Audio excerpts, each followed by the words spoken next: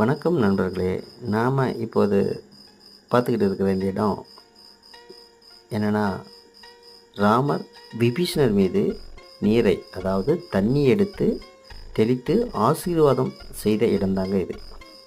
இந்த இடம் எங்கே இருக்குதுன்னா, நம்ம ராமேஸ்வரத்தில் தான், தனுஷ்கோடி என்ற இடத்துல இது இருக்குது. இந்த கல் இது என்னன்னு பார்த்தீங்கன்னா, இந்த கல் ராமர் இலங்கைக்கு செல்வதற்கு கற்பாலம் கட்டினார் இல்லையா, அந்த கல் தாங்க இது. அந்த கல்லில் ஒன்று. இது தண்ணியில் போட்டால் மிதக்கக்கூடிய சிறப்பு வாய்ந்தது. இந்த கல்லை தலையில் தூக்கி வச்சு, அதாவது ராமருக்கு உதவுவதாக ஆசீர்வாதம், அதாவது அருள் கிடைப்பதற்காக